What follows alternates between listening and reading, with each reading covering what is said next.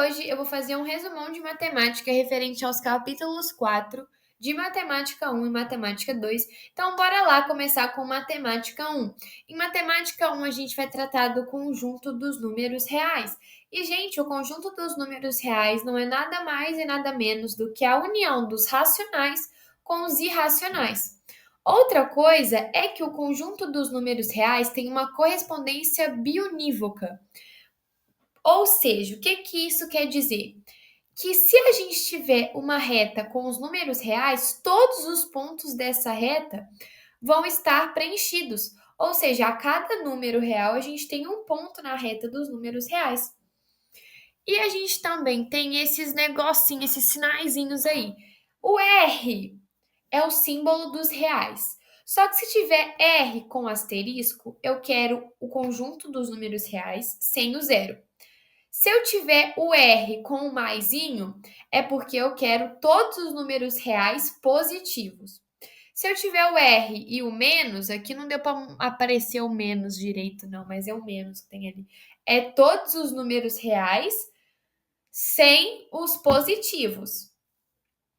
Agora, se eu tiver R asterisco e mais, é porque eu quero o conjunto dos números reais sem o zero e sem os negativos. Agora, se eu tiver o R asterisco menos, é porque eu quero o conjunto dos números reais sem o zero e sem os positivos.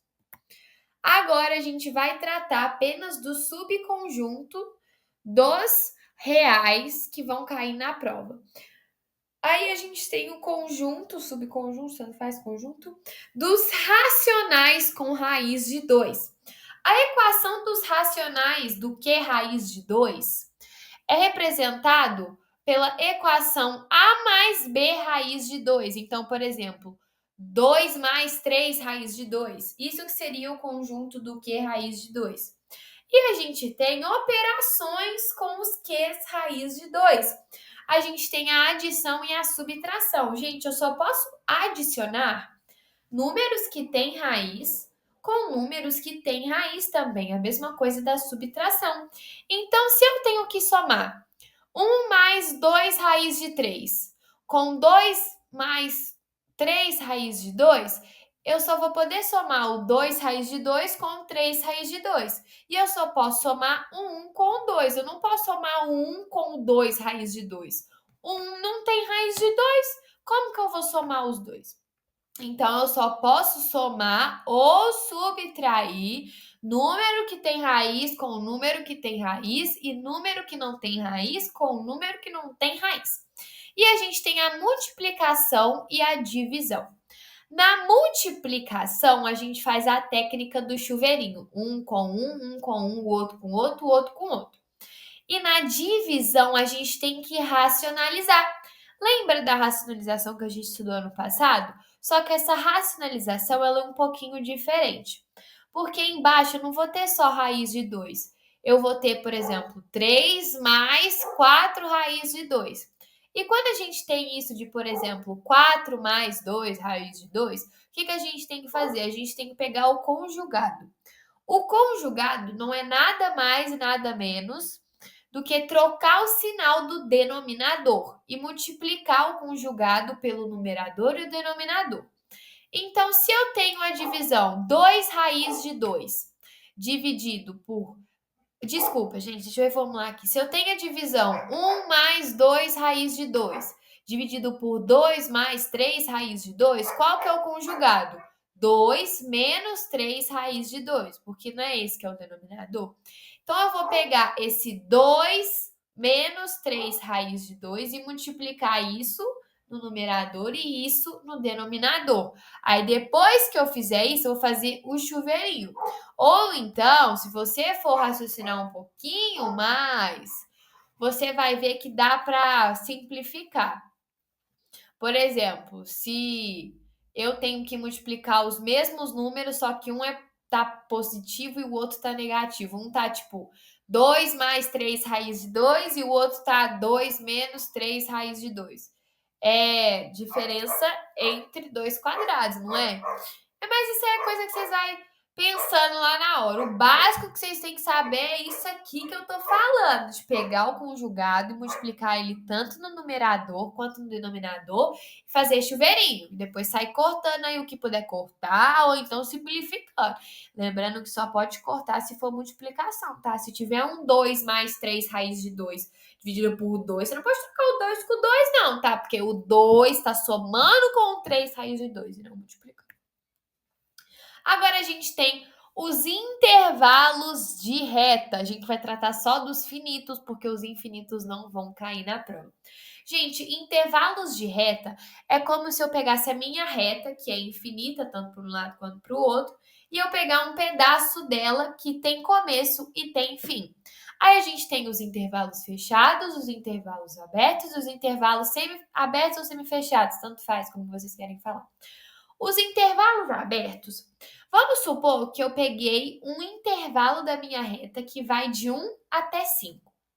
Intervalo fechado seria, por exemplo, eu pegar esse intervalo de 1 até 5, só que vou contar com 1 e com 5 nas operações. Tanto que, como vocês podem ver aí no desenhinho, que tanto o G quanto o P tá colorido. Se eles estão coloridos, quer dizer que eles estão fechados e que eles estão incluídos dentro desse meu intervalo. Agora, se o intervalo for aberto, primeiramente a bolinha não vai estar colorida, como vocês podem ver. E segundamente, usando esse exemplo do 1 até 5, eu não iria considerar nem o 1 nem o 5. Então, meu intervalo vai de 1 até 5? Vai, mas eu não quero considerar nem o 1 e nem o 5. Eu quero considerar todos os infinitos números que tem entre 1 e 5, menos o 1 e o 5. Agora, intervalo semi-aberto ou semi-fechado é que um ponto vai estar aberto e o outro vai estar fechado, ou vice-versa. E nesse caso, vamos usar o exemplo de cima, que o G está fechado e o P está aberto, como se o G fosse 1 e o P fosse 5. Se eu fosse considerar isso aí, é o meu intervalo de 1 a 5, contando com 1, mas não contando com 5. Agora, pegando esse exemplo do A e do B, se o A fosse 1 e o B fosse 5, seria o meu intervalo de 1 a 5, mas sem contar com 1, porém contando com 5. E a gente tem as operações com intervalos reais, que são a união, interseção e diferença. Eu vou explicar aqui para vocês como que vocês montam a base do raciocínio para fazer as operações de união, interseção e diferença.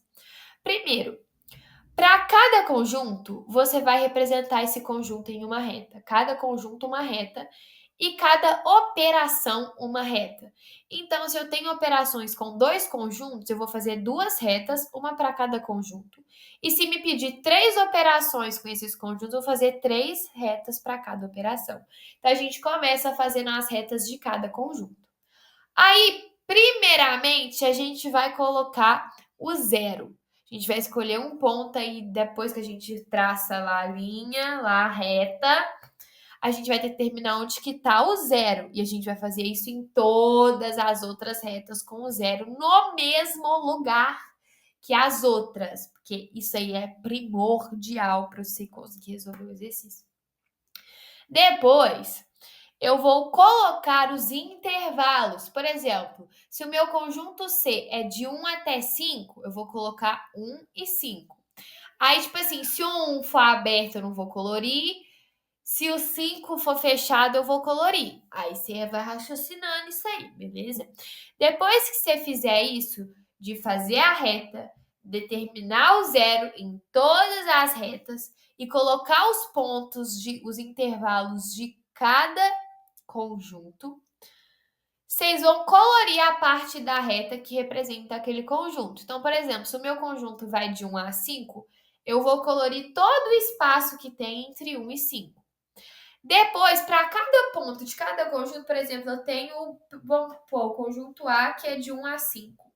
Eu vou fazer uma linha pontilhada vertical, ou seja, em pé, uma linha pontilhada vertical no 1 e uma bolinha, e uma linha pontilhada vertical no 5. Só que vou fazer isso em todos os outros pontos. Isso Isso daí é a base para vocês começarem as operações de união, interseção e diferença. Agora indo para matemática 2, gente, matemática 2 a gente só vai falar de conceitos. Porque não vai cair na prova construção com régua e compasso, mas a gente tem que saber as definições que tem dentro desse capítulo para nos ajudar a resolver outras questões que precisam dessas definições. Então, por exemplo, o segmento de reta é uma parte de uma reta, porque a reta é infinito, o segmento de reta é finito. Lugar geométrico é um conjunto de pontos que tem uma propriedade comum. Um exemplo de lugar geométrico é a circunferência, que cada ponto na borda da circunferência tem a mesma distância do centro, ou seja, propriedade comum, serem equidistantes. Congruentes é que é igual, então se eu tenho segmentos de reta congruentes, por exemplo, eu tenho segmentos de reta iguais, de mesmo tamanho, mesma medida. Equidistante é que tem a mesma distância, tanto um ponto de um ponto a outro como de um ponto a outro. Se eles forem equidistantes, é porque eles têm a mesma distância. Mediatriz define o ponto médio, ou seja, se eu tenho um segmento de reta, a mediatriz é o ponto médio dessa reta. E o que acontece? A mediatriz ela vai estar assim na vertical. Qualquer ponto que eu pegar da mediatriz vai ser igual tanto de um lado quanto do outro. Então, com a mediatriz, por exemplo, a gente pode construir triângulos isósceles. Se a gente tiver uma reta com uma mediatriz, a gente consegue construir triângulos isósceles, porque, por exemplo, um lado vai ser igual ao outro. Outra característica da mediatriz também é que ela forma retas perpendiculares, porque quando a gente coloca assim a mediatriz no meio do segmento de reta, ela vai fazer um L tanto para um lado, tanto para o outro, só que aí o L do outro lado vai estar ao contrário, né? Isso significa que são retas perpendiculares. E o que é retas perpendiculares? Que formam um ângulo de 90 graus. Ou seja, com a mediatriz e o segmento de reta, a gente tem um ângulo de 90 graus para um lado e um ângulo de 90 graus para o outro. Outras definições aí também, as últimas, retas paralelas são que não se encontram, então são retas, vamos supor, uma embaixo da outra, que em nenhum momento aí, se vocês construírem elas infinitamente, elas vão se trombar, se tocar em algum ponto. A gente tem também ângulos adjacentes, que é quando tem o mesmo vértice e um lado em comum, mas que não tem pontos em comum. A bissetriz é que ela divide um ângulo em duas partes iguais. Então, por exemplo, se eu tenho um ângulo de 90 graus e eu construo uma bissetriz nesse ângulo, no meio desse ângulo, eu estou dividindo o ângulo de 90 graus em 2 de 45. E a gente tem os nossos triângulos equilátero, isósceles e escaleno. Triângulo equilátero tem todos os lados iguais. Triângulo isósceles tem só dois lados iguais. E triângulo escaleno não tem nenhum lado igual. Outra definição de triângulo retângulo é que tem um ângulo de 90 graus. E essa foi a nossa videoaula de hoje. Eu espero que vocês tenham gostado. Qualquer dúvida é só deixar aí nos comentários. Eita, gente, meu mouse travou. É só deixar aí nos comentários que eu respondo.